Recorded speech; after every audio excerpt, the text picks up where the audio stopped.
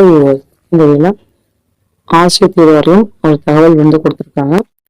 ஆசிரியர் தேர்வாரிய அதிகாரி சொன்ன தகவல், ஆசிரியர் தேர்வாரியம் உயர் அதிகாரியிடம் கேட்டபோது தேர்வு நடத்துவது தொடர்பான, அதாவது தேர்வு நடத்த தொடர்பான அரசின் அனுமதி கிடைத்ததும் உடனடியாக தேர்வுக்கான அறிவிப்பு வெளியிடப்பட்டு தேர்வு நடத்தப்படும். தேர்வு முடிவையும் ஒரே மாதத்தில் வெளியிட திட்டமிட்டுள்ளோம் அப்படின்ற ஒரு தகவல் வந்து கொடுத்திருக்காங்க. இது தேர்வுக்கான ஒரு தகவல்.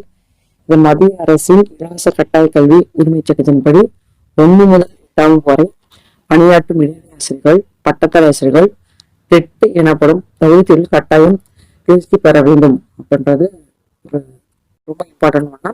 ஸோ இது வந்து தேசிய ஆசிரியர் கல்வி கவுன்சில் வந்து 2 ஆண்டுக்கு ஒரு முறை டெட் நடத்தப்பட வேண்டும் அப்படின்னு சொல்லி நம்மளுக்கு தெரியும்.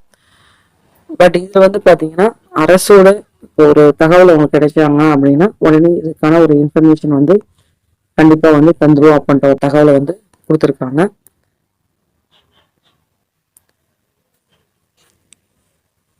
ஆண்டுக்கு 2 தேர்வு நடத்தப்பட வேண்டும், ஆனால் தமிழகத்தில் அவ்வாறு நடத்தப்படுவதில்லை. கடந்த 2020ஆம் ஆண்டுக்கான தகுதி தேர்வு கடந்த 2023 பிப்ரவரியில் நடத்தப்பட்டது. 2023 மற்றும் 7ஆம் ஆண்டுக்கான தேர்வு நடத்தப்படவில்லை அப்படின்றத ஒரு தகவல். இதுல வந்து நம்மளுக்கு ஷெட்யூல் பிரகாரம் வந்து கால அட்டவணையில வந்து அவங்க கொடுத்துருக்க ஒரு தகவல் கண்டிப்பா நடத்தணும் அப்படின்னு சொல்லிட்டு. ஆனா பட் இன்னும் வந்து எந்த ஒரு அறிவிப்புமே வந்து வரல. ஸோ இது வந்து அரசு அவங்க அனுமதி கொடுத்தாங்க அப்படின்னா இதற்கான தகவல் வந்து கண்டிப்பா வந்து வெளியிடப்படும் அப்படின்றது ஆசிரியர் தேர்வாரிய அதிகாரிகள் வந்து ஒரு சொன்ன தகவல்.